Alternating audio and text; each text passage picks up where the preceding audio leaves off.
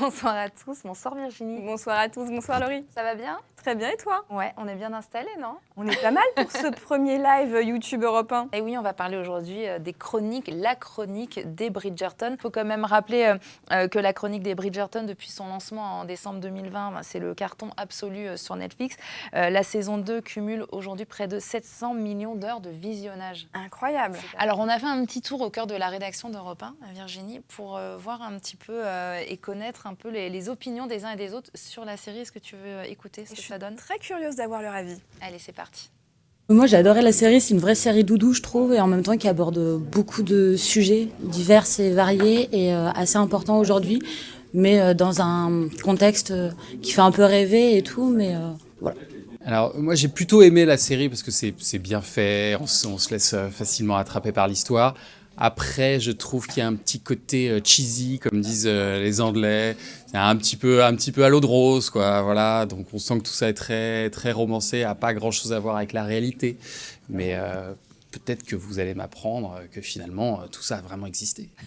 J'imagine tellement Thomas Hill devant sa télé en train de regarder sous une couette, tu vois, les chroniques de Bridgerton. La reine Charlotte, est-ce qu'elle était vraiment noire? Voilà, c'est la première question. Ce n'est pas logique puisque l'aristocratie est plutôt largement blanche en Occident. En fait, c'est une théorie qui s'est développée à partir des années 1940 aux États-Unis avec un journaliste noir américain qui était militant qui s'appelle Joel Augustus Rogers. Il a regardé un tableau de la reine Charlotte qui a été peint par un certain Ramsay. Il l'a représentée telle qu'elle était, avec une bouche un peu épaisse, un nez un petit peu épaté. Et Rogers s'est dit, mais en fait cette femme est noire. Mais il n'a pas d'autre argument qu'une bouche assez pleine et un nez épaté. Et à partir de là, certaines personnes ont cru que vraiment elle était noire et qu'on nous avait caché des choses, ce qui est absolument faux. Ce que je sais, c'est que c'est vrai que c'est quand même dans l'air du temps de faire un cinéma et des séries plus inclusifs. Ça se fait de plus en plus. Bonjour Virginie, une petite question. Dans la saison 1 des chroniques de Bridgerton, il y a un bal des débutantes devant la reine.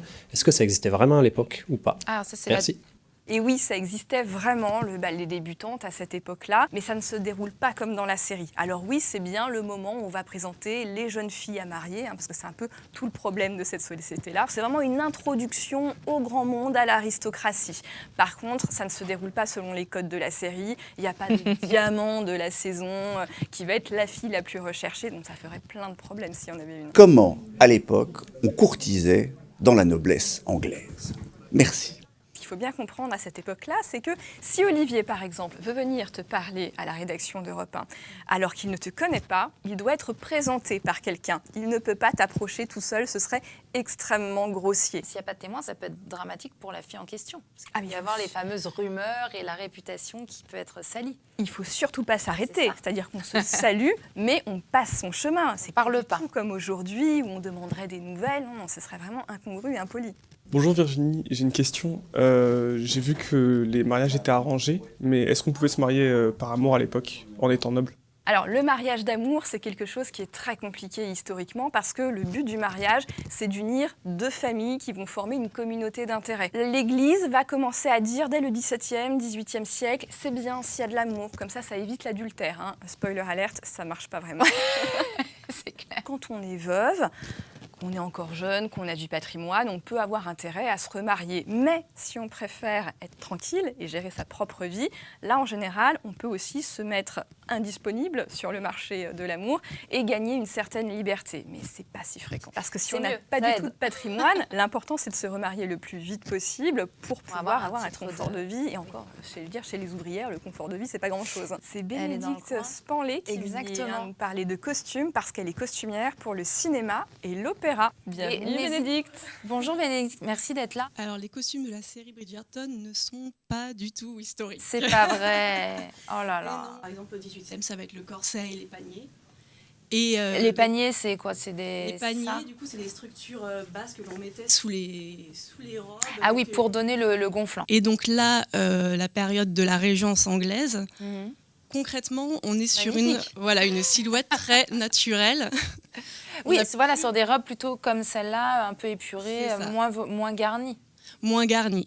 Donc les costumes de la Régence anglaise se définissent par la taille qui se place sous la poitrine. Alors il y avait deux types de corsets que l'on voit d'ailleurs dans la série. Il y en avait des longs et des plus courts qui s'arrêtaient à mi-côte environ. Le corset va vraiment avoir pour fonction de maintenir la poitrine, mais en aucun cas on va chercher à s'amincir parce que de toute manière, on ne voit pas la taille sous la robe empire. C'est exactement l'avantage de ces robes. En fait, on portait déjà des robes taille empire sans que ça s'appelle comme ça au XVIIIe siècle quand on était enceinte. Tout à fait. Quand on s'habillait au 19e, on portait en premier lieu une chemise.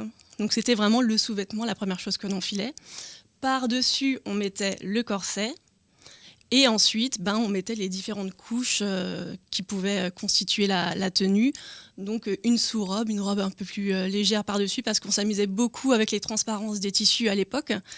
Et donc du coup, on avait tendance à superposer différentes couches de tissus. Les cérémonies de mariage, alors généralement, on avait ça dépendait des moyens. On mettait généralement sa plus belle tenue. On n'avait pas forcément les moyens de se fabriquer une robe blanche. D'ailleurs, le blanc n'était pas forcément encore tout à fait introduit comme... On ne se mariait pas forcément en grande robe blanche. C'est la fin du 19e que ça devient automatique. Alors, la reine Charlotte s'inspire effectivement, comme tu le disais, de la mode française et elle porte le pouf du début du règne de Marie-Antoinette qui est popularisé par Marie-Antoinette et ses copines, d'une certaine manière. Donc, elle serait totalement démodée à l'époque Régence si elle était habillée comme ça. Donc, si ils avaient suivi les costumes historiques, la reine aurait dû porter donc ses robes taille empire avec des paniers en dessous et toutes les femmes qui étaient présentées à la cour, donc notamment Daphné dans la première saison, au lieu d'arriver dans sa petite robe blanche qui lui donne cette allure de Vestale, très élégante, elle aurait dû arriver pareil avec le gros panier sous sa robe et ça aurait été compliqué d'être émerveillée par l'actrice en disant wow, elle est magnifique alors que la tenue la met pas du tout en valeur quoi. Alors le maquillage, il est vraiment très léger. On continue de porter vraiment un tout petit peu de rouge, mais on a vraiment coupé avec la mode avant la Révolution où les hommes et les femmes se poudraient, se fardaient vraiment de manière excessive. Merci beaucoup Bénédicte. Merci à vous, merci de m'avoir reçue. Georges III avait effectivement une pathologie. Alors c'est toujours très difficile avec le recul de savoir de quelle pathologie il s'agit puisqu'on ne peut plus passer d'examen sur ce pauvre Georges III. Donc les historiens ont fait 2 hypothèses. La première, c'est la porphyrie, une maladie du sang qui a un tableau clinique assez complexe avec des symptômes neurologiques et des symptômes digestifs. Donc ça semble correspondre aux problèmes dont souffrait Georges III. La deuxième hypothèse, c'est la cyclothymie, c'est-à-dire ces maladies de l'humeur où on est très très haut, très très bas et on perd la tête de temps en temps. Donc on ne sait pas, on n'arrive pas à trancher. Moi je suis plutôt dans la team porphyrie, mais ce qui est terrible, c'est qu'il a vraiment des accès de violence de plus en plus importants. Il va poursuivre Charlotte, je ne sais pas si on le voit dans certaines scènes de la série, il va poursuivre Charlotte jusque dans sa chambre, la séquestrer certains jours. Ce qui n'est pas dit dans la série, c'est que les filles du roi ne veulent plus voyager en voiture avec lui parce que visiblement il a des actes extrêmement déplacés. Donc ça c'est extrêmement grave aussi. Et on va tenter de le soigner, ce pauvre Georges III. Et ce qui est vrai, c'est qu'un médecin va être introduit auprès de Georges III avec des méthodes révolutionnaires. Et en fait, c'est l'ancêtre de la camisole de force qu'il lui propose. C'est-à-dire de ligoter Georges III pour le contenir et le calmer, ce qui est un traitement qui terrifie Charlotte quand elle en est témoin. Dans l'aristocratie, c'est le travail des nourrices. L'amour maternel, c'est un truc très bourgeois qui s'installe à la fin du 19e siècle pour faire en sorte que les femmes restent à la maison et s'occupent de leurs enfants. Et ça, c'est vraiment une volonté assez politique. Donc Daphné, ce serait, dans la vraie vie, pas vraiment occupée de son enfant. Elle l'aurait mis très tôt en nourrice, avec tout un aréopage de gouvernantes autour. Elle s'en serait assez peu souciée d'ailleurs. Bonjour Virginie, Héloïse ne voulait pas se marier dans la série et je voulais savoir comment les femmes étaient perçues à l'époque quand elles ne voulaient pas se marier non plus. L'archétype de la femme de cette époque-là qui ne veut pas se marier, c'est Jane Austen, Orgueil et préjugés. Et elles sont pas bien vues parce qu'une femme dans la bonne société, ça se marie, ça fait des enfants et ça s'occupe de son foyer. Oui, c'est ça. Donc c'est très marginal. D'ailleurs, Jane Austen n'a pas très bonne réputation à son époque. Elle a eu des problèmes d'argent, mais elle a connu un petit succès de son vivant, puis un succès qui a été crescendo après sa mort. Mais elle était totalement à la marge de la société pour les femmes de son temps. Bonjour Virginie. Alors moi je me posais une question, c'est est-ce que à cette époque les femmes elles étaient vraiment libres d'écrire des chroniques? Est-ce qu'elles allaient même à l'université? J'aimerais bien savoir. Les universités, c'est très ancien, ça arrive au Moyen-Âge, Oxford est parmi les plus anciennes. Donc c'est ce qu'on appelle les vieilles universités en Angleterre. Évidemment, il n'y a pas de femmes qui y vont. Les nouvelles universités... Évidemment, sinon c'est trop facile. Voyons. Mais là, il faut attendre la deuxième moitié du 19e pour voir des femmes commencer à entrer à l'université. Donc Héloïse n'aurait jamais pu aller à l'université, même si elle en avait très envie. Cela dit, il y a des petites malines comme James Barrie, qui voulait être médecin, qui était une femme, et qui s'est déguisée en homme pour pouvoir aller à l'université et faire une carrière de médecin. On me demande quel était le statut exact de la femme au 19e siècle. Alors le statut de la femme n'est pas très enviable, tout simplement parce que la femme, si elle n'est pas célibataire ou veuve, dépend toujours de son mari. C'est comme ça dans la société de l'époque, c'est ce qui s'appelle être sous couverture même à l'époque de la chronique de Bridgerton. Bonjour Virginie, on voit dans la série que les femmes ne sont pas trop éduquées sexuellement, enfin sur la sexualité. Comment c'était abordé à l'époque ? Évidemment qu'il n'y a pas d'éducation à la sexualité et que les filles arrivent dans un état de candeur absolument terrifiant le jour de leur mariage. Et si le mari n'est pas très prévenant, ça va pas être une découverte sympathique. Ouais. Si vous avez la chance de tomber sur un mari qui est un peu plus ouvert d'esprit, ce qui n'était pas la majorité, vous allez avoir un mari prévenant qui va vous initier aux choses de l'amour, mais la plupart du temps, ça se finit sur le dos, ça dure quelques minutes et on fait un enfant et ça s'arrête là, puisque les hommes vont vivre leur vie érotique, non pas avec leur épouse, mais avec leur maîtresse ou avec des prostituées. C'est vrai que dans la série, il y a quand même pas mal de scènes de sexe. La série, elle est aussi assez sulfureuse. Et l'acteur qui joue Lord Anthony, Jonathan Bailey, qui est l'aîné des frères Bridgerton, il a même dit que l'intimité, l'identité et la sexualité, c'était l'ADN de la série. Pour tourner une série avec autant de sexe, on fait appel aujourd'hui, et c'est pareil au cinéma, à des coordinateurs d'intimité. Et ça marche bien, ça ? Ça marche, ouais, ça marche bien. Il a expliqué, il dit, s'il y a deux personnes, donc toujours Jonathan Bailey, s'il y a deux personnes qui font une scène de sexe, la règle est qu'elles doivent, je le cite, avoir 3 barrières qui les séparent. Et il y a certains actes où c'est un ballon à moitié gonflé, en fait, qui peut permettre de faire le mouvement sans avoir à se toucher physiquement. À part, il y a certains réalisateurs qui ont la réputation d'aller très très loin pour obtenir le côté vrai de la chose, mais sinon, oui, généralement, il y a quand même des coquilles. On nous demande si les hommes, eux, ils étaient éduqués à la sexualité. Il n'y a pas de manuel, mais évidemment, pareil, les hommes se parlent entre eux et surtout, les hommes ont la pratique de la prostitution. On va au bordel, on va voir des actrices, parce que les actrices à l'époque sont aussi des prostituées. Il y a une porosité entre ces deux métiers. C'est pour ça que ça a été très longtemps mal vu.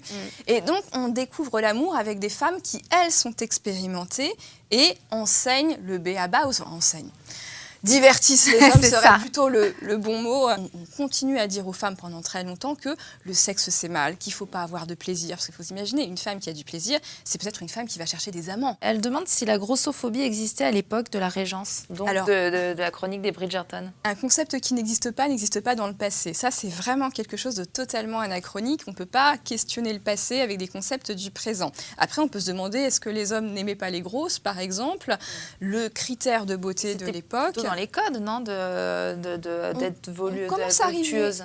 On commence à arriver à la minceur au début du 19e siècle. Avoir des formes girondes, c'est bien au 17e siècle. Une belle poitrine, mais taille de guêpe toujours. Et puis petit à petit, au 19e, on va vers la minceur parce que c'est une mode qui est apportée par les danseuses d'opéra.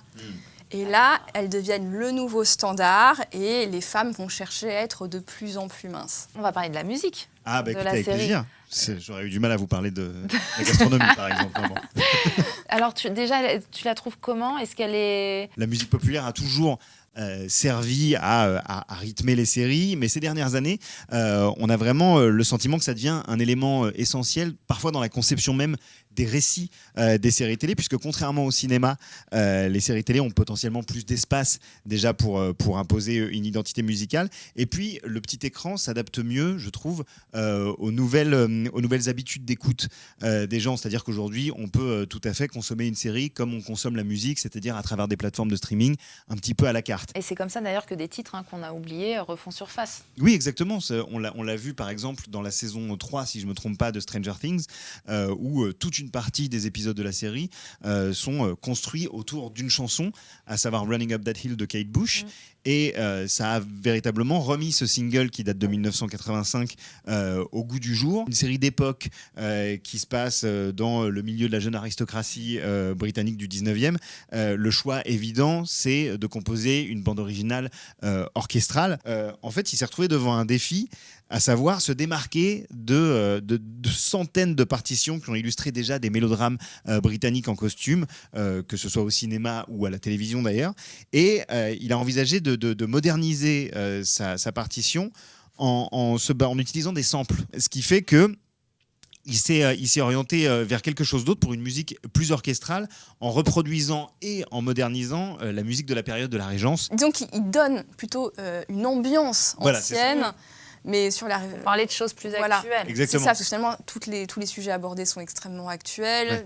Toutes les problématiques relèvent plutôt de la fin du 19e quand elles sont historiques. Le fait que la reine Charlotte sniffe un truc qui ressemble à la cocaïne, ça n'existe pas à son époque, donc elle n'a pas pu en sniffer. Enfin voilà, il y a beaucoup de choses qui sont très anachroniques, mais c'est vrai que l'ambiance fonctionne bien dans son intégralité. Bah justement, la musique, elle plaît pas mal parce qu'on vous a demandé quels éléments vous préférez dans cette série. Alors bon, à votre avis, qu'est-ce qu'ils aiment le plus entre la romance, l'histoire de la Régence anglaise, la mise en scène, les costumes et la musique, ou la variété des acteurs? Moi, je dirais les costumes. Qu'est-ce qui arrive en premier? Moi, je dirais la romance. La romance, évidemment, arrive en premier. 53% pour la romance, 18% pour l'histoire de la Régence anglaise, 24% pour la mise en scène, les costumes et la musique, et 4% pour les acteurs. Ah. Comme quoi, en fait, vraiment, tout ce qu'on a dit là pendant ce live, tout ce qui nous fait rêver de se replonger dans cette histoire en costume, avec cette musique qui a quand même un ton d'époque. Une vraie saveur, ouais. Et puis, évidemment, son fond de romance et de sexe, ça marche toujours. Et ben voilà. À l'époque, quelle musique était présente et quelle danse? Alors, sur les musiques, je te laisserai répondre. Sur les danses, c'est plutôt encore les danses du 18e, c'est-à-dire des danses qu'on va faire à 4, où on virevolte, on a plusieurs partenaires, on a des danses très très codifiées qu'on ne s'improvise pas du tout. Il y avait des bons et des mauvais danseurs à l'époque? Ah bah oui, bien sûr, l'homme pas gracieux qui vous marche sur les pieds, malheureusement ça a toujours existé. Et c'est vrai. La femme aussi, hein. Mais par exemple la valse, qu'on voit un petit peu plus dans la série, il me semble, en fait arrive beaucoup plus tardivement. Mais elle n'était pas répandue. Elle est déjà connue, mais elle n'est pas pratiquée, et puis c'est vu comme quelque chose d'un petit peu étrange, qui fait tourner la tête, qui permet beaucoup trop de rapprochement physique, alors que la grande époque de la valse, c'est l'époque de Sissi l'impératrice. Alors oui, voilà, j'allais dire, après ce blind test, plus ça personne ne voudra écouter mon émission. Rassurez-vous, je ne chante pas dans Hey Joe. Oui. C'est moi qui vais chanter. Les chansons, certaines des chansons adaptées dans cette série, Génial. mais traduites en français. Oh, c'est ta traduction. C'est là que la difficulté entre en jeu. Alors, comme ça t'es un caïd, j'aime ça les durs à cuire, j'en ai jamais assez, mec, le torse toujours gonflé, mec, je suis ce mauvais garçon qui fait de la peine à ta mère, qui rend ta copine folle, qui pourrait séduire un peu ton père. C'est moi le mauvais garçon. Aidez-nous sur le chat. Franchement, je sais pas. Non, Exactement, Billie Eilish. Voilà, merci Julie sur le chat, Julie, parce que voilà. Bravo. Ça ne vient pas de nous. Bravo Julie. On va enchaîner avec la suivante. J'ai débarqué comme un boulet de démolition. J'ai jamais été amoureuse comme ça. Tout ce que je voulais, c'était, oui, briser tes murs et tout ce que tu as fait, toi, c'est me détruire. Oh oui, toi, tu m'as détruite. Il n'y avait pas un je suis clip avec comme Disney sur un boulet de démolition. Voilà, exactement. Maëlle est sérieuse? Oui. Maëlle est sérieuse. Maëlle est Bravo. sérieuse, effectivement, avec Wrecking Ball. Je ne vis que pour votre plaisir, le chat. Donc, je vais vous proposer une dernière chanson pour ce blind test de la honte. On m'a appris l'amour et on m'a appris la patience et on m'a appris la douleur. Maintenant, je suis sensationnel. On me dit que j'ai aimé, que j'ai perdu, mais je ne vois pas les choses comme ça, alors vise un peu ce que j'ai, regarde ce que tu m'as appris, grâce à ça je dis merci, suivant, merci, suivant, merci, suite. Je suis tellement reconnaissante envers mes ex. Voilà, c'était effectivement... Tu avais parlé d'Ariana Grande, il n'y avait pas chanté un truc, bien il y avait sûr, bien Next. joué. J'avais semé des indices. Bravo. Enfin, moi, j'en ai chopé aucun. Ariana Grande. Je suis nulle. Sur le chat, ils avaient la réponse, en tout cas. Bon, voilà. Le 6 juin, donc on va faire un autre live sur cette thématique du débarquement. On va revenir sur les grands moments historiques de ce jour qui a changé l'histoire de la Terre entière, hein, on peut le Évidemment. dire. Et puis sur ces films qui sont absolument terribles. Virginie doit-elle jouer dans la saison 3 des Bridgerton, donc dans la saison 4 100% pour, 41%, absolument, 35%, j'ai un doute, 23%. Ça va. Because of my English accent, maybe. Of Oui, course, c'est pour ça, parce que you sinon, can bon, play the French damsel. Exactement. Ouais, Voilà, franchement, ça je trouve, marche. je trouve que ça tirait très bien de jouer dans la prochaine saison. On doit bien pouvoir trouver le numéro de la production. Oui, ça Organiser doit. une On va. petite audition. Merci à tous de nous avoir suivis. C'était une Merci. première. Moi, je pense que vous avez pu le constater. Donc voilà, on fera encore mieux la prochaine fois. Mais en tout cas, c'était vraiment très chouette ce rendez-vous. Ben, on est ravis de ce moment avec vous et de ce moment ici dans ce nouveau studio. Et à bientôt du coup pour la prochaine. À bientôt. Merci, Joe. À bientôt, merci beaucoup.